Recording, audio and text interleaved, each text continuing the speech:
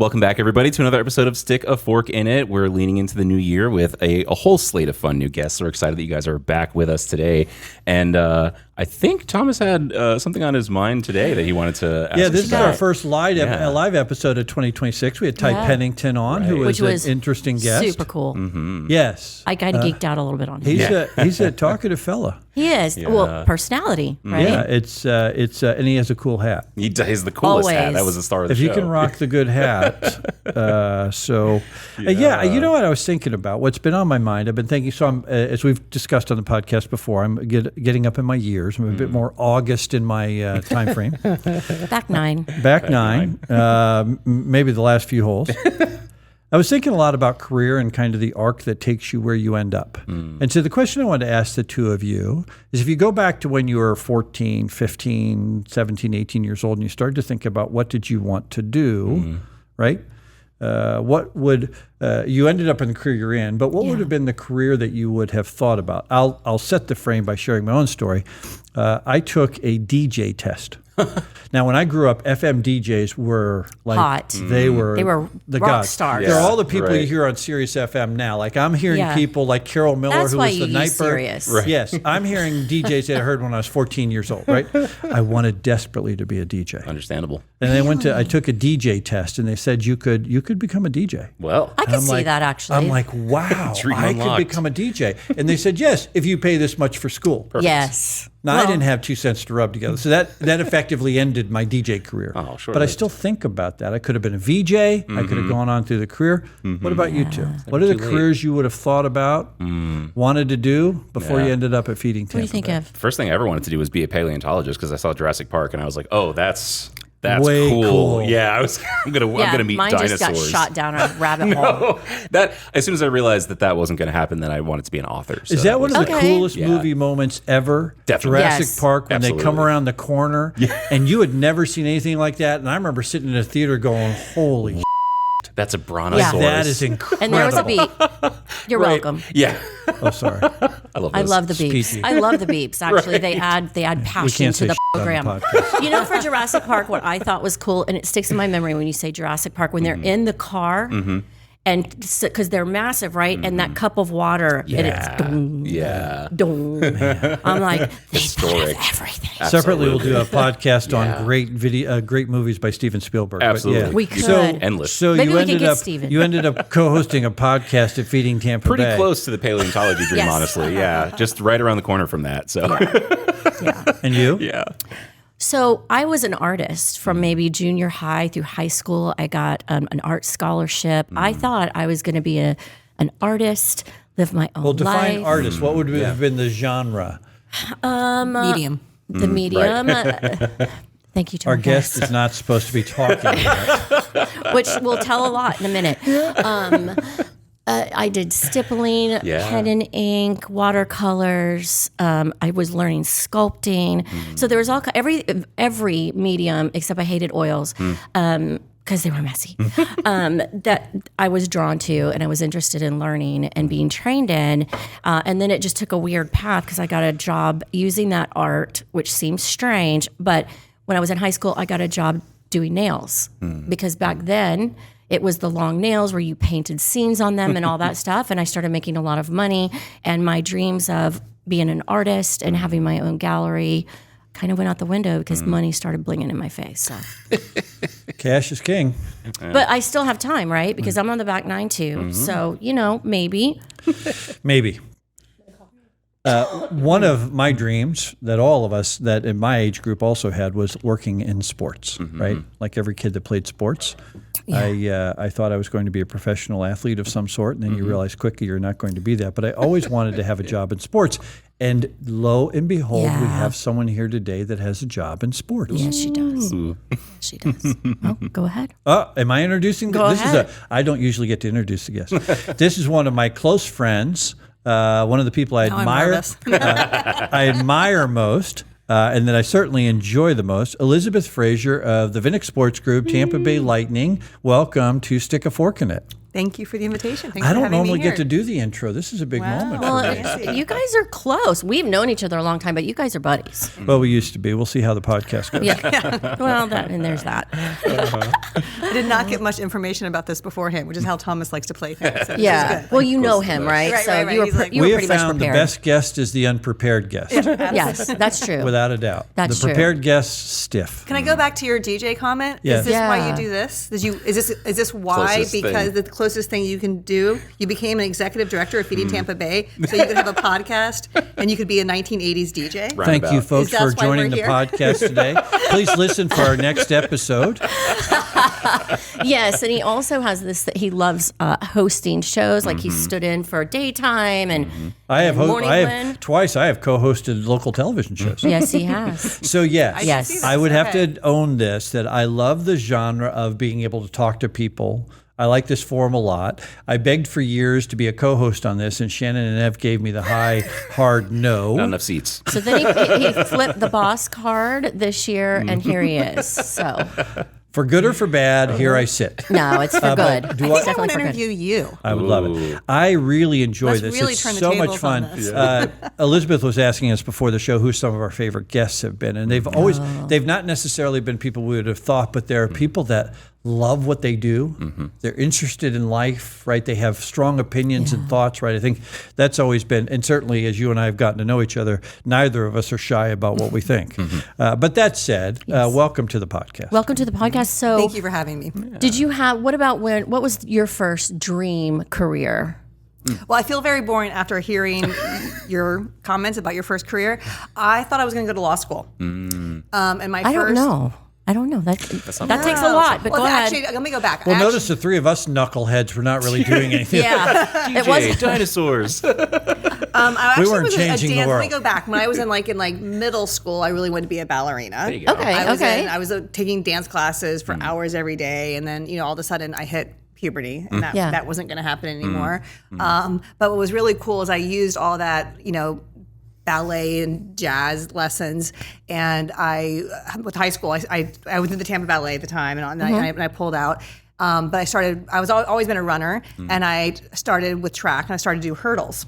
And I wasn't even the fastest runner, but I was so flexible that I would just grand jeté over the hurdles. And my freshman year of high school, I got our high school record. I Nice. became the district champion. I went No to state. way. And it was hysterical because usually people three-step. If you're a hurdler, there's like a way to do it. I was just like, oh, my right leg, and then my left leg. And then it wasn't like the way She's you're like supposed to do it. gracefully flying Did you over. keep the medal? Oh, 100%. that's Could you huge. access it if you needed to? It's in a box. Yeah, I'm The sure memories. it's somewhere. I'm sure it's somewhere. I So find I that- think a ballet dancer is probably my first thing. Okay. And then real life in high school happened. But I think I always wanted to be a lawyer, and it was because I clearly wasn't as imaginative as the three of you, because my dad was a lawyer, my sister was a lawyer, my uncle was a lawyer, my grandfather family was a lawyer. business. Yeah, it was just like one of those things, like, it seemed like something you could have work-life balance. I knew I wanted to be a mother, so I was like, what's something I want to use my brain, but I also want to have a family, and how do I balance all that? So my first job out of college was going to a law firm in D.C., and I very quickly learned that being in a conference room by myself with 100 books was not conducive to my personality. I don't think. Yeah. So I then took another job. I worked after that working for the French government, and that's where kind of my love for using public that's and cool. private money for Yeah. public good came. I was like, okay, this feels really good. So I pivoted quickly, and it's funny because people always say, and I now my kids are 22 and 20, so they're thinking about career and things like that, and they're like, oh, so did you waste a year of your life? I'm like, absolutely no. Because I No, learned everything's so a much. lesson, It is yeah. so important to know what you don't want to do is what you do want to do. And I Yes. learned so much about my personality and what made me happy and made me tick. And I also did not have to pay for 3 years of law school. There you go. So really quick, I want to go back to, because we are talking sports a little bit and being in ballet. What's interesting is there are a lot of athletes who take ballet classes. There was a trend, and especially now boys. it's Oh my God, yoga, the right? yoga's yoga. a huge Yeah, thing, yoga's a thing, but there was a time where they were in ballet and media would cover them, and it's flexibility and all that. And it's funny. I took dance too, and I did hurdles. Really? Yes, and I never put those two together. There you go. But athletes I love also that like to for the pitch training. ballet. Were you the That's state like my champion? home. Do you? Yeah, I'm acrylic though. But I like it because I'm a very goal focused person in life. So like with painting, you never know where it's going to go. Yeah. And so you just kind of sit there and you have no idea like what colors, what direction it's going to go in. So it's like a fun way to like counter your everyday. Yes. Yeah. So my husband knows when I go and I'm on the back porch and I'm painting, he's like, uh-oh. Yeah. He stays away. Yeah, exactly. I lock myself in a room and paint too, which is probably best for me that I didn't become that artist, because I would have probably been a whole different person. Yeah, when I set up my paints, he just walks in the other direction.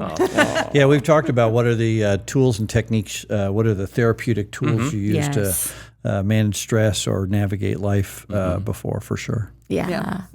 So to what you are doing now, so kind of, first of all, explain your role, but also how long have you been with the organization? So I'm now in my 15th season, and if you asked me 16 seasons ago if there was a hockey team in Tampa Bay, I would have cocked my head and said, "There's a hockey team in Tampa Bay, really?" Yeah. Oh, yeah. Had you ever seen a hockey game before?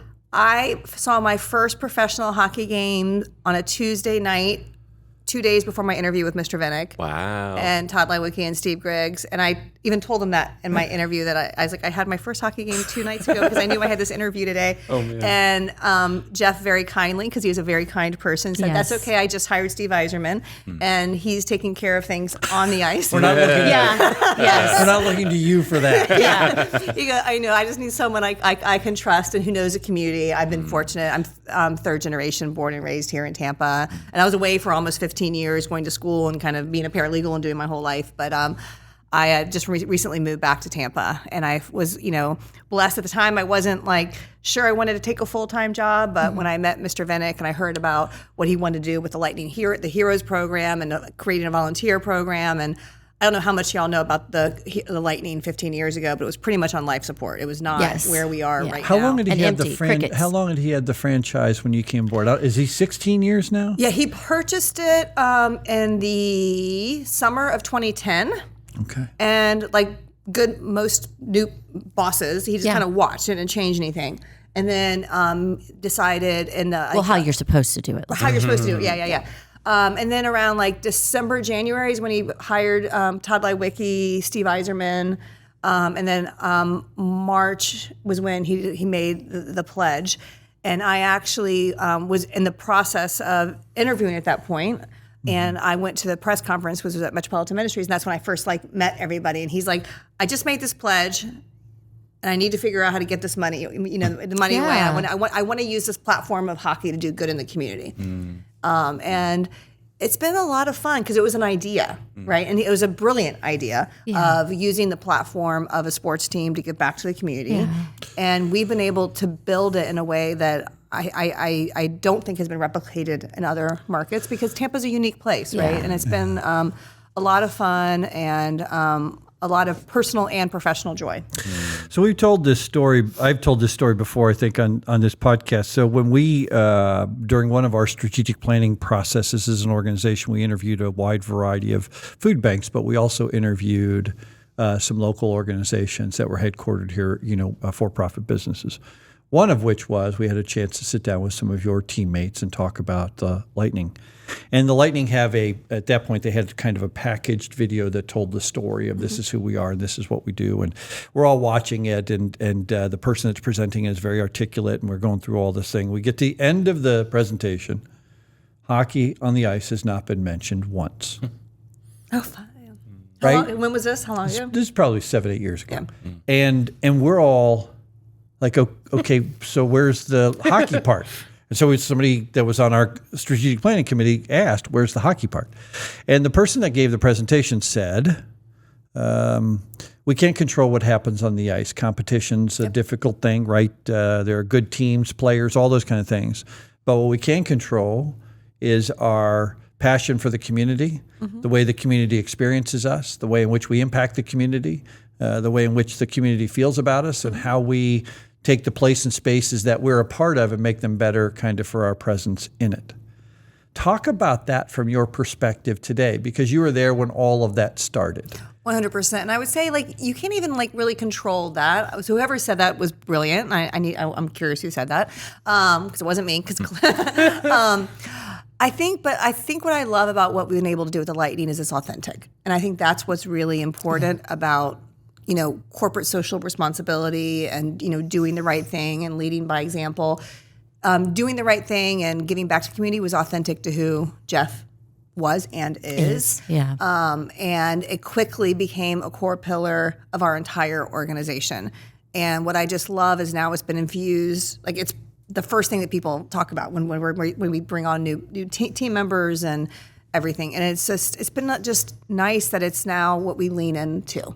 Like we use the platform of hockey to do good things in the community.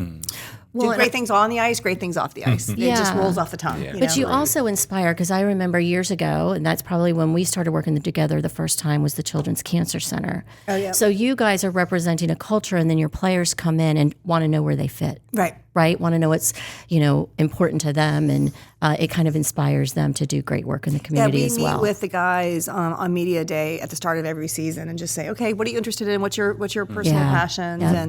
And, some it might be cancer. Just like, the four of us, we all have different philanthropic passions. And we're all at a food bank, so maybe food insecurity is your path. But like I always say, if you look at like our Benchmark International Arena, there's 20,000 people in there. If you surveyed those people, everyone has a different philanthropic passion based on their own life story, and that's part of what we did, and we very intentionally give to 26 different impact areas because we firmly believe that you have to give to all these different impact areas to have a healthy and vibrant Tampa Bay. If you surveyed most professional sports teams, foundations, they tend to focus on education or youth or sports. Or they have three pillars. Yeah, 2 or 3 pillars. They have and that's your traditional corporate philanthropy is to have 3 pillars.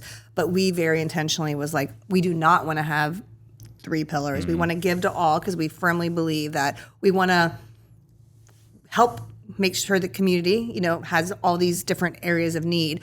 But also we want to make sure that all those fans who are here who see it, that they have a connection. And to the point of what Thomas was talking about earlier, we're doing it because it's the right thing to do, but that also creates stickiness with the fans, right? Yes. So that if the team, knock on wood, we won 11 in a row, but like if the team isn't playing as well, you're like, there's tons of time people are like, when they buy like a 50-50 raffle, well, even if I don't win, I'm still giving it to the Lightning Foundation. Yes. They feel good about helping us do good in the community. So how do you define, I don't want to talk about today, but going back to when you started the foundation and Mr. Vinnick said, hey, I want to do this. How did you define success at that time? What did you think success would look like if you were able to kind of take us back there? As you said, it was a very different approach to how to connect into a community. How would you have defined success then? Success when I first started, I think my first day was April 1st of 2011. So I always joke, I was like April Fool's Day. I had no idea I was getting myself into. But we needed to start the Community Hero Program 2 months later. So my immediate success was like, okay, how do I create a platform and infrastructure to give out money, all the money that Jeff had pledged. And quite frankly, when the Hero Program was first announced, the idea initially was to have larger grants of $250,000 for some games, and then smaller grants of $25,000 for other games. And one of the first things that I was like, well, that's creating winners and losers. You're creating once again. So he made a pledge of $2 million to the community. Right. And so we quickly, and I love that they accepted feedback and they were like, oh, that's right. Let's make it every single game. It's going to be the same. Everyone's a winner, right? And that became more than $2 million if you do the math. 41 times 50 is actually more. So it ended up costing Jeff more money. Sorry, in donations. But I think, that was success. Coming up with a platform, making sure that, because I was like, God, are you going to give out like the $250,000 on the weekend games, and the people who get the 25, they're not going to feel as good as the people who got $250,000. I get it. When you said it, I was like, whoa. Yeah, that was just an idea. Yeah, it hadn't been like formulated, but you flesh it out. Yeah, and you flesh it out, and you're like, oh, there's pros and cons to this. Yeah. And then at the same time, we also created an employee volunteer program. And I'm really proud with what we've been able to do that. We pay every employee to volunteer, 40 hours a week. They can do more if they want. A week? 4 hours a year, sorry. Thank you. I was like, wow. 4 years, yeah. But it's a full week of service and volunteering, week of which is service. terrific. Yeah. Yeah. And we love that. It's a good way to give back. We've also found it's great culture. Because we have we have charge champions, and we have for every department. And there's some departments that work together a lot, and some departments who don't work together a lot. And we very intentionally try to pair those up to do good in the community. Because we're 24/7. I mean, going back to your question about sports, we're like in the 6th or 7th busiest venue in the whole country. So we're 24. What works with one department may not work with another department. So we very intentionally try and pair up schedules. Yeah, I don't want to lose the thread to the Hero program, but I want to again ask you to reflect on this. I have the privilege often of going to games, and some partners and friends help us do that. And I remember You're always walking. in suites, right? I remember walking. Glass of wine in hand. There's a degree of frequency that I'm in a suite. I will own that. But I was walking to one of the open air suites, and I passed by you, and you had a gray uniform on. Oh yes, we had. And your name tag. Yes. And so normally when you see a Lightning person that's of a senior, they always have blue on. Elizabeth usually have some sort of A lot of blue. right, the game day, right? And so normally it's professional attire, but you were in a very understated gray uniform. And I was an usher for the what was then at the time the Chase Club. Yeah. So tell us about that. Our executive team, it's very important that we understand, like, the guest experience is so important to us. By the time you park your car, we want to make sure that warm welcome, everyone is so important. And until you walk in somebody else's shoes and do their job, you really don't know, like, what they have to deal with. And so our executive team, we frequently, like, I work security, I've worked ushers, I've taken tickets. And it's just nice to be able to hang out with some of the frontline experience, because we have 1,000. A lot of people don't realize, and this kind of goes back to sports, is we have 23 players on the roster. We have 250 full-time employees, and we have 1,000 part-time employees. Big enterprise. It's a big enterprise, yeah. And hanging out, especially with those part-time employees, and kind of just getting to know them as people and not just employees, is really important. And so I love it when we do that. It's like shadowing. It's just kind of understanding the business, but also understanding the people. So I asked Elizabeth for some help because she was in the gray uniform, and she said pound sand. Wait, well, I can just tell you, it's a hard job, because people don't just ask you, like, here's your ticket. It's like, where's the closest bathroom? Where can I buy Molson beer? Where can I get this? I'm like, wow, you really need to know your stuff. Like, thank goodness for apps now. Yeah, I think all of us would say that have experienced the game day. One of the best stories, one of the stories I like to share is I was in the president's box, but I had reached out and asked about trying to buy a ticket for the 2015 Stanley Cup. Yep. And so tickets Chicago were Blackhawks. Yep. Lost Tickets. in Game 6. Oh yeah. Tickets Thanks were for bringing that up. Yeah. Yep. Appreciate tickets that. were to be had, and you graciously hooked me up a single ticket, and I was able to be in Steve's box, the president's box, and I'm standing there. And That I'm was leaning, 10 years ago. I wouldn't do it now. No, definitely would not do it now. I don't even think I'm in her call sheet anymore. And I was standing there leaning against the wall watching the game, and I look over, and to my right is Jim Craig. Now, for those of you who don't know, I was like, right? So my favorite sports memory of all time is the 1980 Olympics, watching the Americans beat the Russians. I mean, it is a seminal moment for anybody. I was 17 years old. I remember going crazy. It was just it was a thing. There's reasons why they've made movies about it, but to my right is Jim Craig, who is the goalie of that. He lives locally. I did not know this.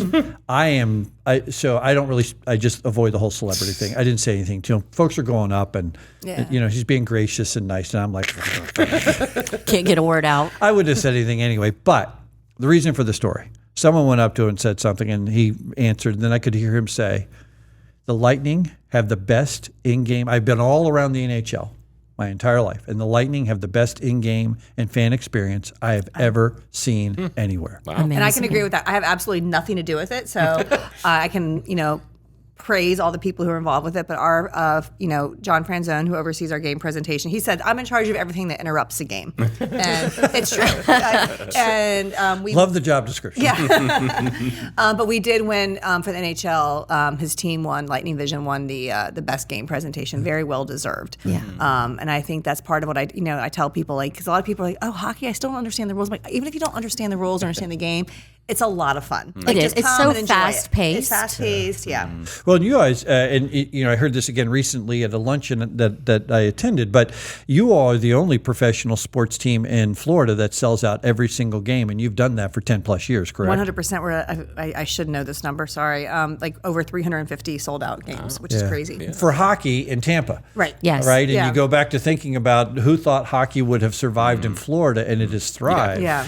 And how much of that do you think has to do with on-ice product versus brand reputation in the community? Is there a way to even answer that question? I think it's a perfect marriage of it all, right? I think the team is a lot of fun. The players, their brand is out there because they are doing great things in the community. Like we match make them with what their personal passions are. The game presentation is amazing. So the on-ice performance is awesome. So it's a lot of fun to watch. When they're not playing, the game presentation is a lot of fun to watch. And then you feel like, what I think, we view ourselves more than a sports team. We are a community center. We're a convener. We're a unifier. Like if you look at our vision statement, it's like we create memorable experiences for people. So it's more than what's just on the ice or the concerts and events. And I have to admit, a lot of people don't realize we have twice as many concerts and events as we have home hockey games. So there's a lot that goes on. But we want to make sure that you may have two people sitting next to each other and they may have absolutely nothing in common. But it's a uniter. But it's a uniter. Like they're rooting for the same team. They're celebrating the same artist. And that's what I think we love about what we do is we unify, we unite, we're a community center. Hockey is for everyone was just a phrase 10 years ago, and now it's who we are. Yes. And we want the arena to be for everyone. Be very intentionally when we book concerts and events. We're for hockey, we have 10 community nights. When I first started, we just had hockey fights cancer and military. And now we've expanded it. So we have, Black heritage, Hispanic heritage, pride, neurodiversity, because we want to make sure that everyone feels like we have a home for them. Yeah. And then on our venue side, we very intentionally have, I think PBR is coming next weekend, and then we have Disney on Ice, and then we have, comedy shows, and we'll have some rap shows, and we'll have, so we very intentionally make sure that we have a wide repertoire of events so that everyone feels like there's something for them at the arena. So you made a comment that has nothing to do with me, and it makes me think about beating Tampa Bay, the Lightning, the foundation, all of that. But everyone has something to do with it because I think because you built such a culture. Because I lived here and I was here before. Yep. The Venick Group came in and he was very intentional and thoughtful, and that inspires your employees. And I think that leads to success. When you go back to that, you mentioned authenticity. Yep. When you go back to that working and living in authenticity, it kind of encourages every employee. It makes everybody buy into what's going on, which is what the community benefits from. So it's, I do everybody think the community has infusing is everywhere. Yes. But the game presentation is what I was saying. I have absolutely nothing to do with. Well, that's a talent that came to you, but they came to you for a reason. That talent. But Elizabeth, I would say that from our perspective, that those of us that live in the community, because you're inside the circle every day, right? It's hard for you to have perspective. I would say as much as it has been incredible to watch, so we all that have been here for a while, I've been here 13 years, I've been a part of probably 12 really great years as a hockey team, whether the cup has been won or not. The team is competitive and well done, well managed, well coached, well led, all of that, right? I would say that the impact of the Lightning brand across Tampa Bay has resonated far more deeply than the Winds have. And I think that's something that one of the reasons why we wanted to talk to you is because you've been an architect of that brand build in certain ways. I do want to just ask one more question about the Hero program because we're proud of one of these elements. We've won several different heroes, different folks on our team and folks that we serve with, but. The very first Hero award went to a young man named Ben Carpenter. And so around the corner from where we're sitting here today is a little conference room that's named after Ben, Jim's son. And for the listener, Jim is one of our colleagues, a beloved colleague, character on all levels. Yes. But lost his son, Ben, about 4 years ago. Jim and Terry are a sweet family. But he was the first award winner. And so we're proud of that. And Jim leads with that. I'll tell you, he'll ask for tickets every once in a while on the anniversary of Ben's death. He's like, we want to be at a Lightning game. Yeah. And that means that actually, it's so funny. If you think about what we've done at the foundation is we've donated $70 million back. 70 to the community in the last 15 years. And I say that because half of that has come directly from our ownership. The other half we have fundraised. But wonderful. It's not, I don't take it lightly that we are given this money from Jeff and now Doug and Mark, because we expanded our ownership group, that we're given this money to do good with. Like how lucky that, yes, a lot, that's something to be grateful for, and a lot of other people don't have that. But so you focus on the money, but then you think of like people like Jim and Terry who like the experiences. Like there are a lot. You mentioned the Children's Cancer Center. We host Make-A-Wish children all the time. We don't post that on social media.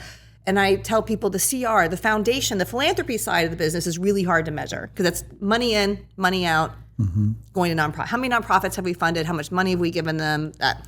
But the community relations side of the business is just as important because those are memories and experiences that you can't put a value on. Yeah. And I tell the team, like, hey, we may not, on the philanthropy side, we may be funding the Moffats of the world or the children, those, and we're not curing cancer. But if we can just have a family and give them some sweet memories that they can just hold on to for the rest of their lives, that you can't monetize it, you can't count it, but it means the world. And so it's so funny because I always tend to talk about the dollars, but I'm like, those warm and fuzzy things mean so much more to me. Because like the Hero program, I've had people call me up afterwards and they're like, the $50,000 was great, don't get me wrong, but I had a volunteer recruitment session last night and I had twice as many people there because I heard about what we were doing at a Lightning game. That's what still gives me goosebumps 15 years later. If we can like use this as a way to educate, like there's needs in our community.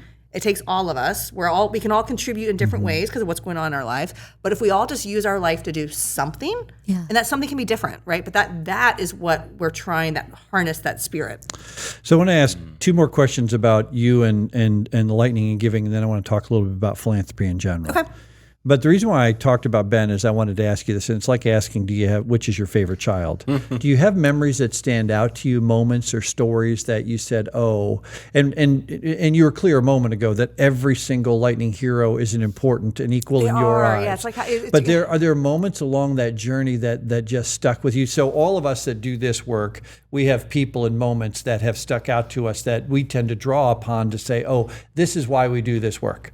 This is that person that in that moment they have stayed with me all of that time. Do you have any of those? I do, and it's there are several heroes, but there's also several of those just like sweet children, that like you just, we're using the platform to do good. So yeah, absolutely. Yeah, and it's like who like if you ask me like what your favorite book is or what your favorite music, it really varies depending on what kind of frame of mind. Like you're grateful for the opportunity to help in lots of different ways, and that how you feel and how you prioritize that may vary based on where you are in your headspace in that very moment.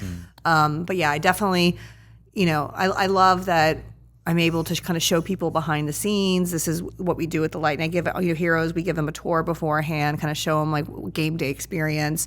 And I take pride in, heroes. I've done these hero tours over 350 times at this point.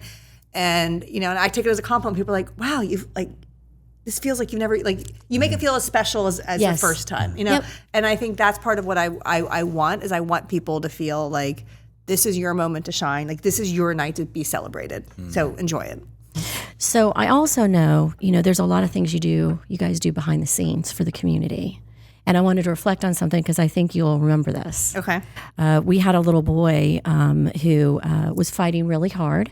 And he was going to lose his fight. And because of the cost, the family lost their housing. And the Lightning Foundation found out about that and housed James and his family in one of the townhouses so he could have a safe place. And his mom and brother and sister didn't have to go through the stress of everything that was going on with their family. So there's a lot of magical things that this organization does behind the scenes when they hear something or know something that really changed and impacts lives. And James was a person that impacted mine, and I'm still close with his brothers and sisters. And he was a pivotal person in my life who changed the way I thought about a number of things. And you were part of that too. So a lot of things go on that we don't know about. That change people's lives, whether it's impacting that person directly or, like you said, you're standing from afar and you're seeing somebody giving their all for someone else. So, well, as I said earlier, I don't take it for granted. We have amazing ownership. Yes. The Commissioner Bettman, when we came to the luncheon, he was very complimentary about all the great work that we've done in the community. And I said, well, Commissioner Bettman, like, how could I not do all this? Like, I'm given the resources, I'm given the platform. It would be a shame if we didn't. We have amazing ownership, resources, amazing community. It's my joy and pleasure, right? It's not a job, right? And that's where I think the bleeding between. I think y'all feel the same way when you took this job. This is you took it because it's a calling, right? Yes. You want to do this. It's more than the paycheck, right? Yep. And I think sometimes you kind of have to think about that. Where you're like, okay, where's my job end, and where's my if I didn't have this, what defines me? Who am I? And I think those are all the things that like it's just it's good. So I appreciate you bringing that up because there's a lot of things we do that we don't talk about because they're personal. They're personal and they don't need to be. And this was, I don't feel bad talking about it. It was a long time ago. And I don't want his memory forgotten. Yeah, so that's why I brought him up. That's really sweet. So that's a perfect segue into the last question I was going to ask you about you. Last question. I must be getting boring. We have a time limit on these things. We talked about career to start, and there was a reason why I was thinking about that. And here's the reason for you. You started out thinking that you had a particular pathway of a career, and you've now spent the last close to 16 years of your life in this work. How has it changed you? I've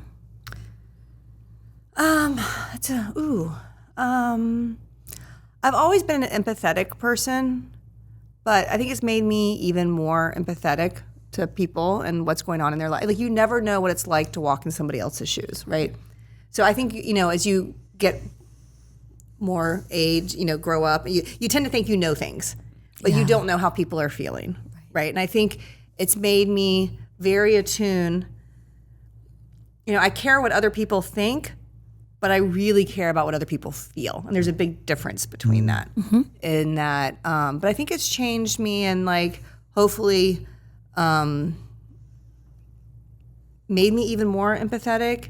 Hopefully made me a better mother, parent, because I understand that there's different journeys we all have to go on. And it's been a lot of my life. I mean, and I think that's not in a bad way, but like, I was just talking about this the other day. I'm like, gosh, like the Lightning like defines like a lot of who I am right now. And it's good. And like, it's good. It is. It's ultimately a good thing. It's a good thing, but you also like, oh wow, that's a lot. Like. Well, I think we talk and often hear the conversation about work-life balance, and those things always matter. But at the end of the day, I think when you're given an opportunity to change something, invariably it changes you. 100%. And I think that's the part you didn't think about going in. Right. Right, is that you thought, okay, this is a job, I'm going to do it. Then you come through that process and you realize, oh, I'm different for this. Yeah. The way I see the world, or the things I think. You've known me for almost 15. When did you start? I started 13 years ago, and you were, back when you were nice to me, you were very nice to me early on. One of the first people I ever got to talk to. Curly didn't know you very well. As she got to know you. But I would say it was, there are How a few. have I changed? I ignore you all more. for the better. It's been interesting. I said this to you. So we went to this luncheon together, and I came up to you after the luncheon, and I said, I'm so. Not that it's my place to be this, but so proud of you being up there and all the things that you got to say and the work that you talked about with the Lightning. When I met you 13 years ago, you were just trying to figure out what all that was. Right. What I saw standing at the podium giving the presentation was a person that had come into the fullness of the work that they do and the person that they are. You're making me sound old. Well, we don't ask. I think you mean that as a compliment, but I'm not taking it. It is That's very sweet of you to say, but I'm also feeling. It is a huge compliment. I think we started talking about what the Lightning values were, but I think they're also your values, and one of those was authenticity. Yeah. And being who you are, and who you are being what you do. Yeah, true. And also being that influence early on. Yeah. I think about, gosh, to get that job and get that type of budget to figure out, instead of trying to figure out how you're going to fund it, she's handed a budget. I know. I'm like, girl. But part of you is part of all of it because you've had your hand on it. So it's amazing. It's been a joy, I have to admit. Yeah. Like, and I think it's got to be hard. I could never be on the side. The where yeses they give out are a money. lot more fun than the no's take longer. You say, and aren't but you get. I'm making this up, but you get 500 requests, of which you say no to 450. Yeah. And they're all worthy. Yeah. It's not like the people that are reaching out to you, they're worthy causes and they're people that, right? But you've got to choose the 41 at every home game. Our final deadline for the third submission of Lightning Community Heroes is at 5:00 this afternoon. Yeah. So I've got hundreds of. I've already read most of them, but they'll come in today, and it's hard because you're picking. Everyone's doing. Great work, they're right? all great They're people all great that things. are good. But the nice thing about what the ownership has given is not just the $2 million through the community hero. If I can't always give nonprofits or people like the $50,000, but I can give them tickets to a game. Yeah. Right. Our players, we talked about them earlier. They have causes. Our players also buy tickets because we're sold out, and a lot of people can't afford the tickets. Even though we're much more reasonably priced than like Toronto or what have you. But so we donate tickets, we'll donate experiences, little things. So we try, I hate to say like distractive. I'm like, I can't give you, I'm not very good at saying no. I'm like, if I can't give you this, what else can we give you? Right. And so I hate to say shiny object, but you try and give them something so they don't feel like they walk away empty handed. Well, for an organization like ours that when we met, we were struggling for credibility and place in the community and trying to build an organizational identity. And we had a desire to do more work and to do better work, but we also didn't always have the tools. And one of the important moments for us was you located a board member for us, and it gave us instant credibility. Bill, yep. Yeah, Bill Abercrombie. It gave us instant credibility to say, we have someone from the Lightning on our board. That was a big moment for us because you all were and are a well-esteemed organization in our community, and the fact that you were partnering in our work. And I think the other thing you've done, and you've mentioned this many times, is you have also lifted a lot of relationships. Right, so it hasn't just been the funds or the volunteering; it's been the connection and relationships where you have put people together to say, "Hey." Right. I joke. I'm like, my real job is playing matchmaker. Like this person. Have you talked to this person? Have you talked to that person? Yeah. Let me turn the tables though, because 13 years ago, because you just mentioned that, I was like, when I first met you, you were on that Causeway. Like we're on Causeway Boulevard now, but like the building. Like think about what you've done in 13 years. That's Transport Drive. Transport. Yeah. What do you call it? We'll beep it out. Hole. There we go. No, but like. It's a fun lot. to be. I think in some ways I would built say a similar. Right, our journeys are parallel. I don't have a Stanley Cup in the trophy case, but I think it's fun to be a part of something where you had an idea, and then you reflect back, 15 years later and say, oh, this is what it became. Yeah. Much like kids, you have a sense of what they're going to do. We had a couple of our kids in for Christmas, and it's just interesting what they're becoming. Right. Interesting in a good way. Very fortunate in that regard. I want to ask you just a general question because you're one of the now most tenured people in the philanthropic world in Tampa. What is You're really making me feel old. Oh my God. no matter what, I'm still. He's gonna drag you down with him. I'm still the vocabulary. No matter what, I'm still older than you. How do you reflect on what's happening philanthropically in Tampa Bay today? Like if somebody, I know you attend symposiums, you speak on panels, you're asked this kind of a lot, but I thought it'd be interesting to understand how you're thinking, not about the Lightning Hero program, not about the Lightning Impact. How are you thinking about philanthropy today? I feel good. There's a lot of quiet philanthropy in Tampa Bay. I think people in Tampa Bay tend to be humble. I think obviously like the economy ebbs and flows, and there's a lot of need right now, right? I do feel like quiet philanthropy is stepping up. We don't have a lot of companies headquartered here, right? I think there's only 7 Fortune 500. Is that what it is? Yeah. So, headquartered. corporate philanthropy is what you tend to hear about more. And the personal philanthropy, I think, likes to stay a little quieter because once, your name's on a building, then everybody comes knocking, right? Yeah. But I feel good about philanthropy. I mean, I think Tampa Bay takes care of its own, right? So I feel good about it. I think people can always do more and give more, but I also think there's, people have uncertainty in their lives about what's, and they want to, have reserves for things like that. But I feel good about it. And why do you ask? What are you thinking? What are you thinking? Because you're asking, so you're on the other end of it. I think, from our perspective. You're asking me that question for a reason, and I'm curious. No, I think because you represent a different side of the coin than we do, right? I think what you all are far more aware of is what need looks like because it comes to you. right? So folks that are you see so many different programs, and so what we see are individuals, right, that are struggling. And so I think the concern that we have is, can philanthropy match need? And the answer is generally no. No, I don't. And so I think for all of us that are in this business, one of the questions that we're asking ourselves is, what does the future of looking after less advantaged folks in our community look like? It means everybody working together and less competition with nonprofits. Yes. And I mean, I think that's, I talked about the unifier and the convener, and I think that's what there's a lot of nonprofits that have mission creep, I think, that go into things outside of their lane because there might be dollars associated or something. And those are the things that I think if we just kind of got smarter about partnering and collaborating. Well, let me ask, I would love to dive into that subject more, but I want to make sure I ask one more question that's really important to all of us. What was it like to win a Stanley Cup? Oh, amazing. I can't fathom what that moment must have been like. Well, there are two.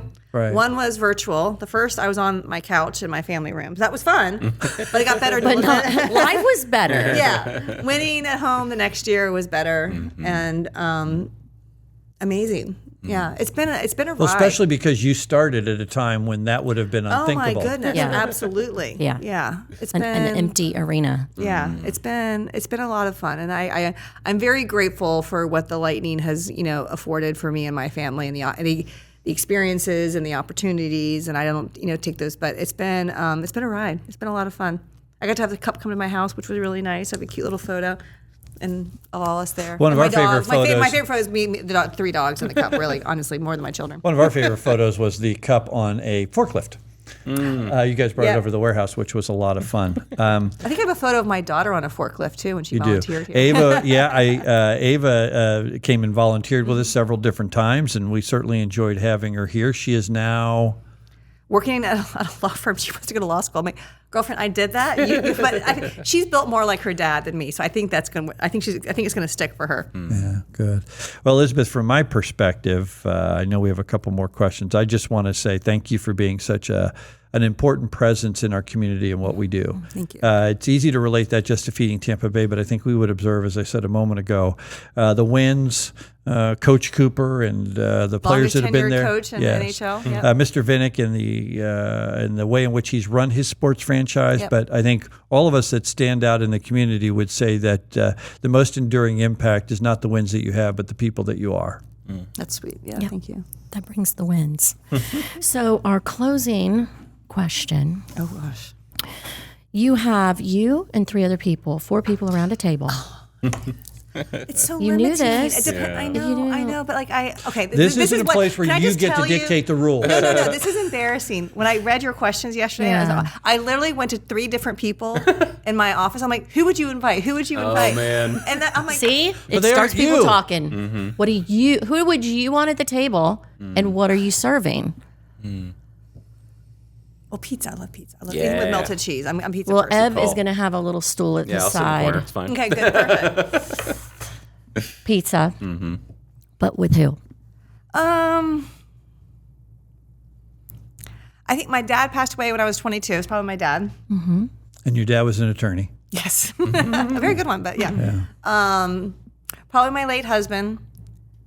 Probably my grandma. People weren't with me. Yes. Because I'm fortunate. Like if I want to have dinner with somebody, I'm not like a celebrity. I'm not. I do read People magazine. Don't get me wrong, but I'm not like, oh, I want to meet Oprah. Wait, you read People magazine? Oh, love People magazine. Oh my God, it's the best. I don't subscribe to it. I'm a People. And it's got a crossword in the back all the time. I love doing the crossword. And the Star Trek, you get to see what people are The wearing. crossword is really meant for first graders in People I do magazine. the crossword for the New York Times. I have been doing that for like I didn't 35 realize people years. I do the New York Times crossword every day. Yeah, you too. Yeah. Okay, well, clearly I have the mind of a kindergartner. No, the mini short. I don't do like the big one. Oh, well, I do the big one on Mondays because Monday's the easiest day. It gets progressively harder. Oh, this could be a really long podcast if we kept going. I do a New York Times crossword puzzle. I do the crossword. Then it goes to routine and success, and we could really go down a rabbit hole. We could do the crossword and paint. You can go back and forth. See? Different skill sets. This is good. See, we're personality matching. And you know, one of the things that you said, and I think it's something we always reflect on as we think about the podcast, it's,